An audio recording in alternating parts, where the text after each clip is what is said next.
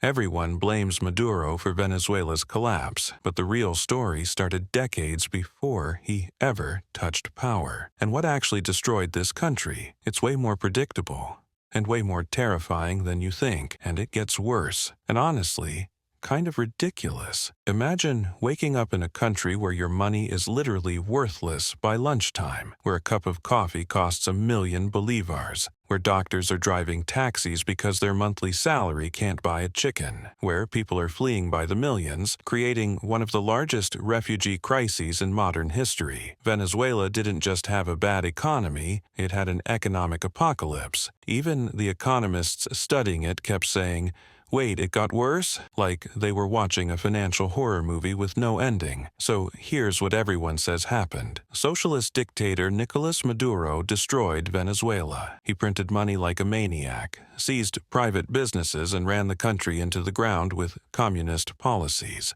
And look, that's not wrong. Maduro absolutely made things catastrophically worse, but that's only the version they want you to remember. Because if you think Venezuela's collapse started with Maduro in 2013, you're missing the entire foundation of this disaster. The truth? Venezuela's economy was rigged to fail from the very beginning. Because here's the part nobody talks about, the part that makes this story way more uncomfortable. Venezuela has the largest proven oil reserves in the entire world. More than Saudi Arabia, more than Russia, more than anyone. So, why is a country sitting on an ocean of black gold now one of the poorest nations on earth? Because Venezuela committed the oldest sin in economics. They put all their eggs in one basket, and then they set that basket on fire.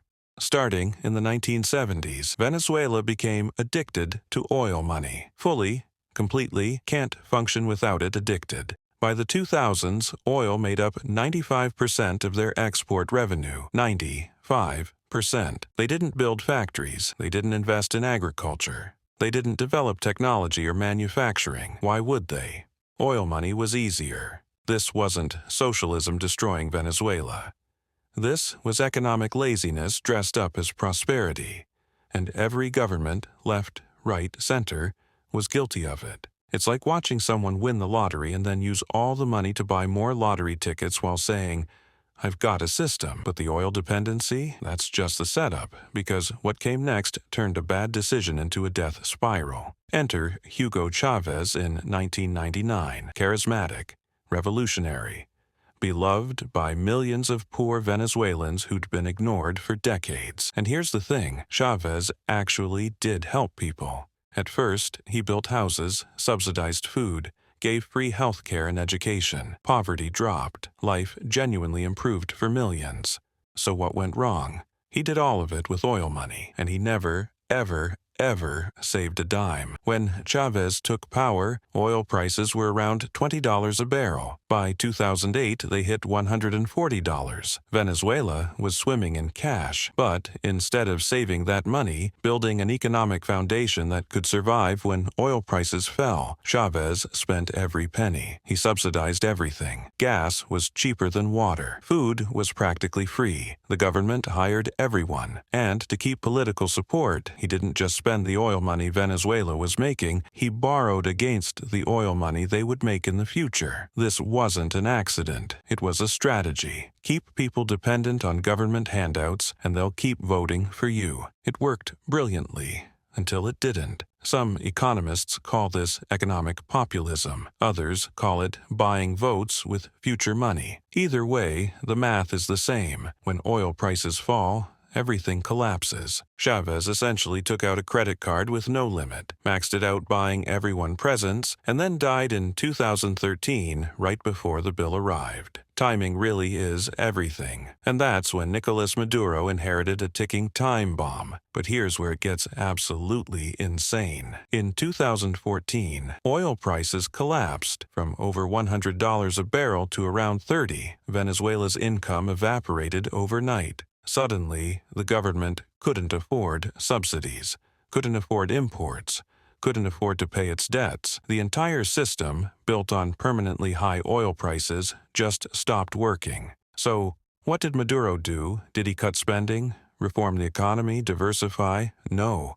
He printed money, not a little money, a catastrophic, economy-destroying amount of money, the kind that makes economists physically uncomfortable. Inflation didn't rise, it went supernova. In 2018, inflation hit 130,000%. 130,000%. By 2019, it peaked above 300,000%. Imagine buying a coffee for $5 on Monday. By Friday, that same coffee costs $5,000. That's not inflation, that's monetary collapse. People started weighing money instead of counting it. A stack of bills to buy bread was thicker than the bread itself. Kids made kites out of worthless believer notes because the paper was more valuable than the currency. But here's the part everyone misses. Maduro didn't print money because he was crazy. He printed money because he was trapped. The government payroll was massive, bloated by years of Chávez hiring everyone. Cutting it meant riots. Cutting subsidies meant starvation. The military had to be paid to stay loyal. So Maduro chose the printing press. It destroyed the economy, but it kept him in power. And in dictatorships, staying in power always beats having a functioning economy. It's like watching someone try to put out a fire by pouring gasoline on it while insisting, "The fire needs liquid, doesn't it?" By 2017, Venezuela entered full economic freefall. Grocery stores emptied. Hospitals ran out of medicine. Crime exploded. Power grids failed. Water systems collapsed. People lost an average of 24 pounds. Not from dieting, from starvation. They called it the Maduro diet. Families ate from garbage bins. Zoos reported animals going missing because people were that desperate. Over 7 million Venezuelans, nearly a quarter of the population, fled the country. Doctors, engineers, teachers, all leaving because their salaries couldn't buy food. Foreign investors fled.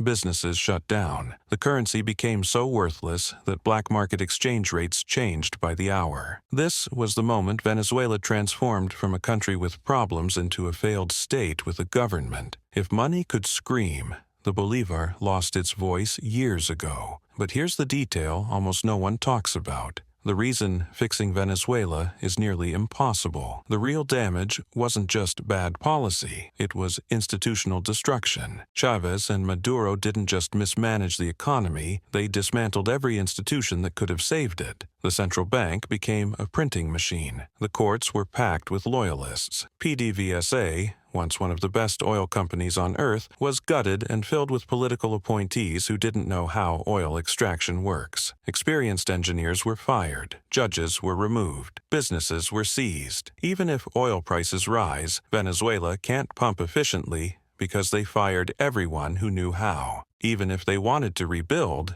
much of the educated population is gone. Venezuela's GDP today is still about 75% smaller than it was in 2013. Imagine your salary getting cut by 3/4 and staying there for a decade. And then there's the psychological damage. An entire generation grew up watching education mean nothing. Savings evaporate. Hard work become irrelevant. Venezuela didn't just lose money, it lost trust in institutions, in currency, in the future. And as if that wasn't enough, there's another layer that makes this collapse even more grotesque. While ordinary Venezuelans starved, a small group connected to the government became insanely wealthy. Officials bought mansions in Miami. Their kids posted private jet selfies. Billions were stashed overseas. Here's how the scam worked. The government set a fake official exchange rate. $1 equaled 10 bolivars, while the real rate was thousands. If you had connections, you bought dollars cheap and sold them on the black market for massive profit. Instant fortunes. This wasn't corruption.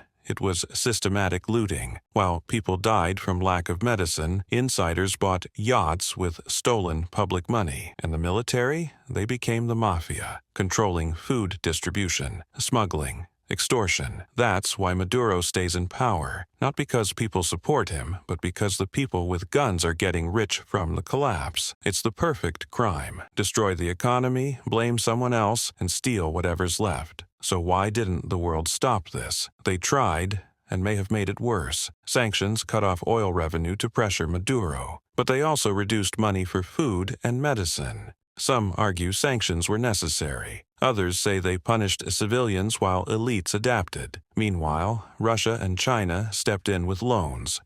not to save Venezuela, but to secure oil.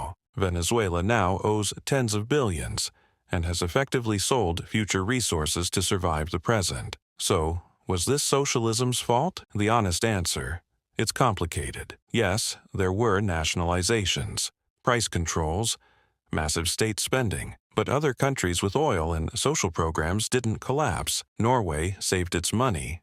Venezuela spent it. What Venezuela practiced wasn't socialism or capitalism. It was corruption under authoritarianism. Math doesn't care about ideology. If you spend more than you earn and print money to cover the gap, collapse is inevitable. Today, Venezuela hasn't recovered. It just stopped falling. The economy runs on U.S. dollars. Oil production is near historic lows. Maduro rules through repression. Millions remain displaced. The country exists in managed collapse. So what's the lesson? Natural resources can destroy you. Diversification matters. Institutions matter. Printing money never works. Corruption kills trust. And promises without funding are lies. Venezuela's collapse followed a pattern seen over and over again. And the scariest part isn't that it happened. It's how familiar the warning signs are elsewhere. Behind every statistic is a human life. Doctors earning $5 a month, families split across continents, elderly people watching savings disappear. This wasn't fate. It was preventable. Economists warned about it for years. So remember this story, because Venezuela didn't collapse overnight. It collapsed slowly, until suddenly. And the most terrifying part isn't what happened to Venezuela. It's how many countries are quietly following the same path.